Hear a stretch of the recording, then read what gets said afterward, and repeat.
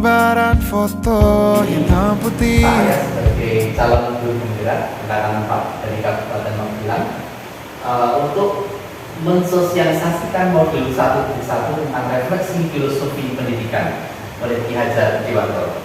Pendidikan itu sejatinya adalah menciptakan manusia yang mencintai nilai-nilai kemanusiaan atau nilai-nilai yang universal. Konsep tersebut merupakan pemikiran dari Ki Hajar Dewantoro tentang tujuan dari pendidikan, yaitu memberikan tuntunan terhadap segala kodrat yang dimiliki anak agar ia mampu mencapai keselamatan dan kebahagiaan yang setinggi-tingginya, baik sebagai seorang manusia maupun sebagai anggota masyarakat. Ini menurut Ki Hajar Dewantoro tahun 2009. Yang perlu kita garis bawahi bahwa tujuan dari pendidikan itu adalah menuntun terhadap segala kekuatan kodrat. Kekuatan kodrat ini maksudnya adalah setiap anak itu mempunyai kodrat masing-masing. Ya, dia itu bisa kita kembangkan, kita eksplor kemampuannya lewat stimulasi atau rangsangan. Ki Hajar Dewantoro, pendidik itu dalam menuntut anak harus memahami dan menyadari ada potensi bawaan. Jadi anak itu mempunyai kecerdasan. Tidak ada anak yang bodoh. Semua anak itu pintar. Dia mempunyai potensi masing-masing. Dan keadaan zaman anak atau dalam bahasa Ki Hajar Dewantoro, kodrat alam dan kodrat zaman agar dapat dikembangkan. Kodrat alam ini berkaitan dengan sifat dan bentuk lingkungan di mana mereka berada. Sedangkan kodrat zaman itu adalah berkaitan dengan isi dan irama. Ini menurut Ki Hajar Dewantoro tahun 2009 halaman 21. Ki Hajar Dewantoro itu mengolaborasikan pendidikan terkait dengan kodrat alam dan kodrat zaman adalah sebagai berikut. Dalam melakukan pembaharuan yang terpadu, hendaknya selalu diingat bahwa segala kepentingan anak-anak didik, baik mengenai hidup diri pribadinya maupun hidup kemasyarakatannya, jangan sampai meninggalkan segala kepentingan yang berhubungan dengan kodrat keadaan, baik pada alam ataupun zaman. Sementara itu, segala bentuk isi dan wirama yakni cara mewujudkannya, hidup dan penghidupannya sendiri seperti demikian, hendaknya selalu disesuaikan dengan dasar-dasar dan asas-asas hidup kebangsaan yang dinilai dan tidak bertentangan dengan sifat-sifat kemanusiaan. Nah, ini theoretical review dari Ki Hajar Dewantoro akan bahas bahwa kodrat alam adalah keunikan anak, bakat, minat, gaya belajar, kemampuan menyerap pelajaran, kecenderungan anak, kultur anak, keadaan lingkungan anak dalam berinteraksi dan lain-lain. Sedangkan kodrat anak lainnya itu adalah selalu ingin merdeka sejak dari kandungan. Contohnya ya, ketika bayi itu kalau pengen nangis, ya nangis saja. Haus nangis, lapar nangis, nangis, hingga jiwa merdeka mereka saat dewasa. Sedangkan kodrat zaman adalah selalu maju, menyesuaikan dengan kemajuan alam dan zaman. Dalam bahasa Belandanya adalah teach and grow, seiring dengan olah budaya manusia. Oke, selanjutnya kita akan mengetahui tentang budi pekerti. Jadi di dalam konsep filosofi pendidikan Ki Hajar Dewantoro, di dalamnya adalah budi pekerti. Terkait dengan budi pekerti itu, menurut Ki Hajar Dewantoro, budi pekerti atau watak atau karakter merupakan perpaduan antara gerak pikiran, ya. Gerak pikiran itu dalam bahasanya disebut kognitif cara berpikir. Perasaan atau kehendak itu disebut sebagai afektif atau kemauan ya, sehingga menimbulkan tenaga. Tenaga itu namanya psikomotorik, bergerak. Budi pekerti juga dapat diartikan sebagai perpaduan antara cita, kognitif, kasa, afektif, sehingga menciptakan karya, psikomotorik. Sedih merupakan perpaduan dan harmonis antara cita dan kasa. Yang kedua adalah konvergensi. Konvergensi itu apa? Konvergensi itu adalah memperkuat nilai-nilai kemanusiaan. Dan yang ketiga adalah konsentris. Konsentris itu adalah menghargai keberagaman.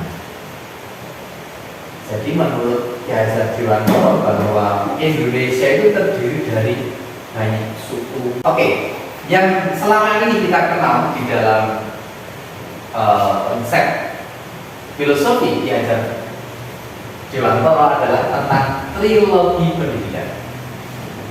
Apa itu trilogi pendidikan? Trilogi pendidikan itu yang pertama adalah Tutpuri Handayani.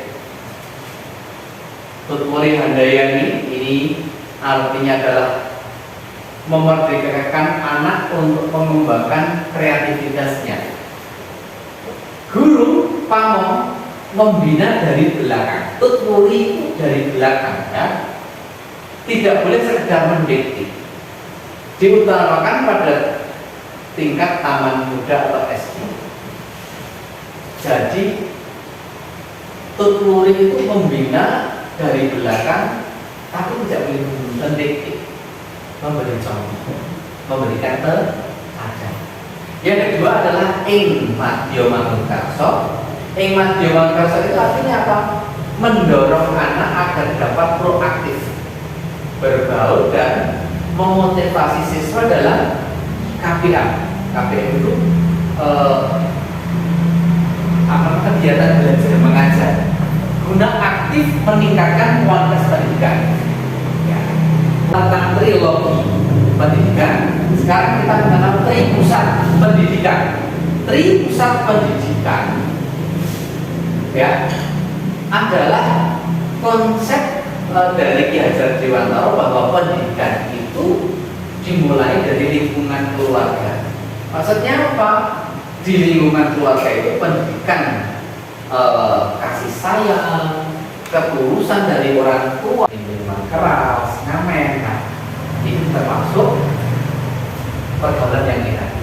Bahwa rumah merupakan pendidikan yang pertama dan utama untuk menginternalisasi akhlak mulia kepada anak. Menurut Ki Hajar Dewantara, usia emas anak itu adalah sebelum akil balik.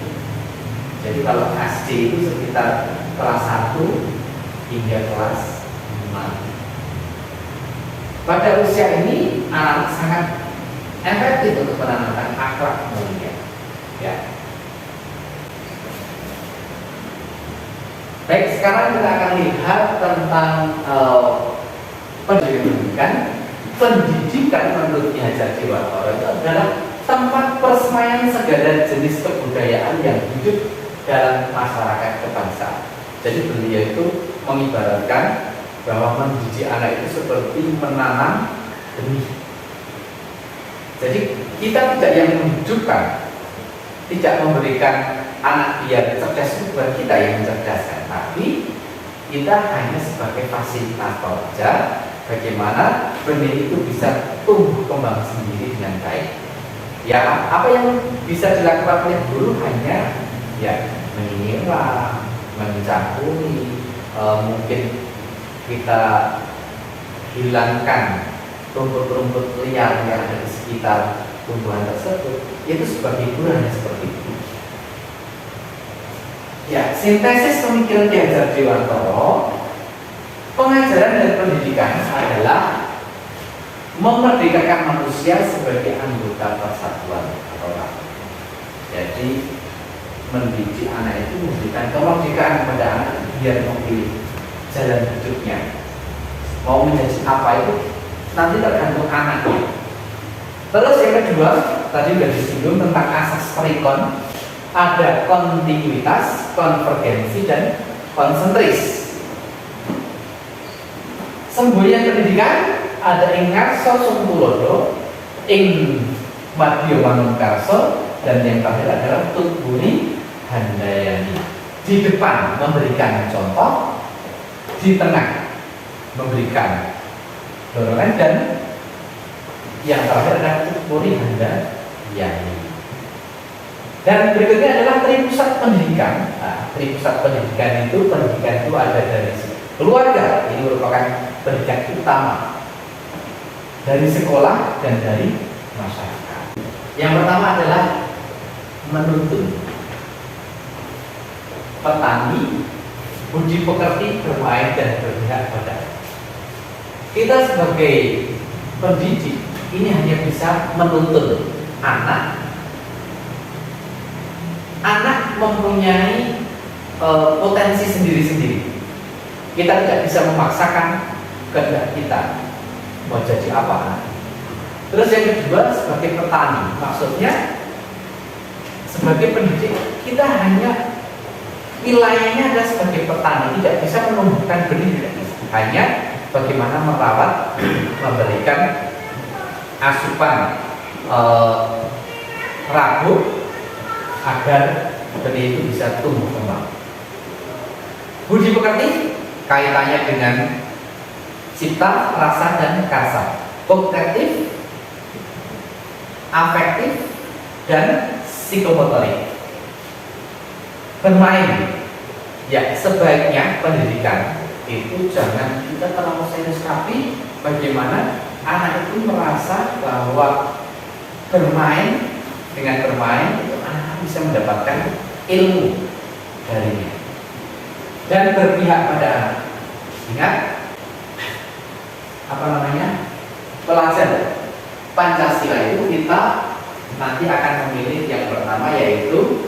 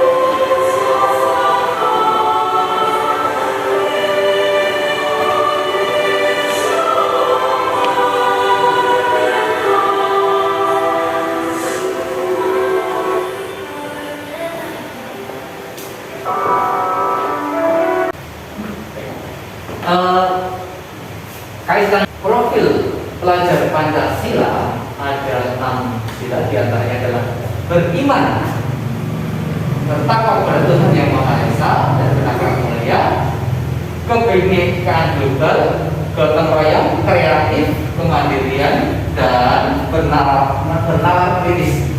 Berdasarkan kesepakatan dari kawan-kawan semuanya, kita memilih profil yang pertama, yaitu beriman dan bertakwa kepada Tuhan Yang Maha Esa. Baik, Bapak dan Ibu, guru serta anak-anak dan wali murid yang saya hormati, terima kasih atas waktunya. Mohon maaf atas segala kekurangan dalam saya menyampaikan atau memaparkan materi ini. Wabillahi taufiq wal hidayah. Wassalamualaikum warahmatullahi wabarakatuh.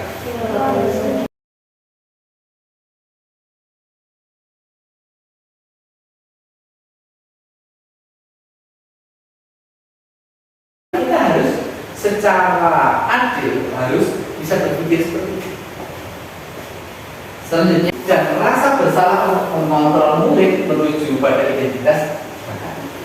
Mereka belajar untuk merasa berbuat hal-hal tertentu, apapun yang dilakukan dapat diterima selama ada sebuah kemajuan berdasarkan sebuah pengukuran kinerja. Pada saat itu pula orang dewasa akan menyadari bahwa perilaku memaksa tidak akan efektif untuk jangka waktu panjang dan sebuah hubungan permusuhan ini akan terbunuh. Justru ketika orang tua, seorang pendidik itu memaksakan haknya kepada anak, ini akan berujung yang tidak baik. Ubahlah sikap atau perilaku. Namun bila kita ingin memperbaiki cara-cara utama kita, maka kita perlu mengubah kerangka asuhan kita.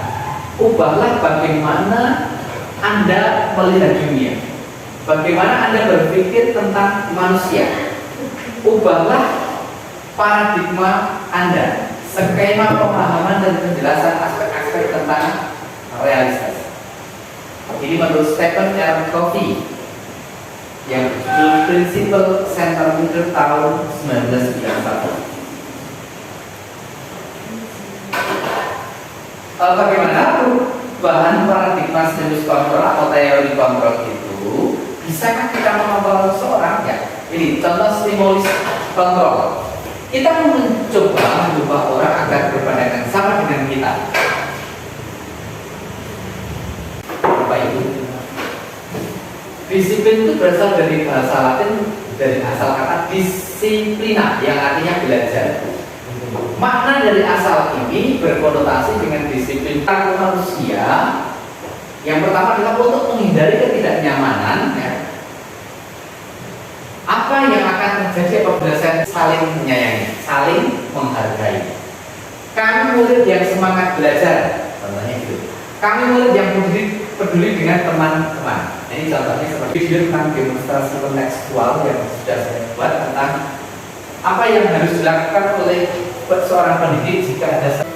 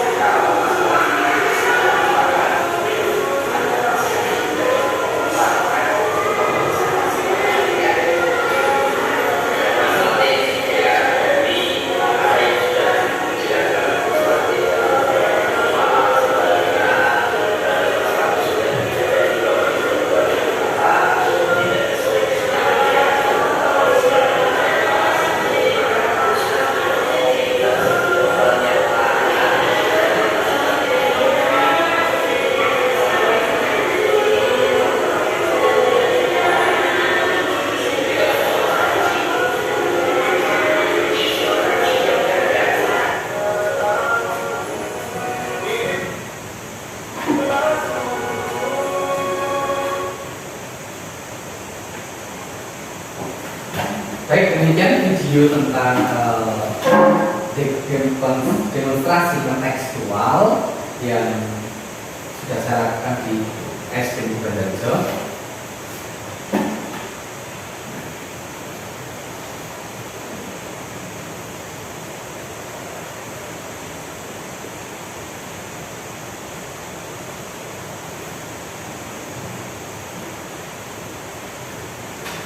Oke, salah satu yang kita kenal di dalam kegiatan ini adalah segitiga restitusi, yaitu sebagai salah satu cara untuk menanamkan disiplin positif pada murid sebagai bagian dari budaya positif di sekolah akan menjadi murid yang merdeka.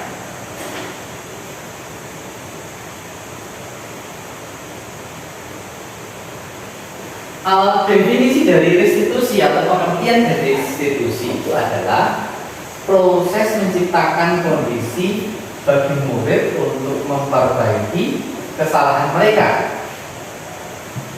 sehingga mereka bisa kembali pada kelompok mereka dengan kesepakatan mereka dengan karakter yang lebih kuat. Ini menurut dosen tahun 2004.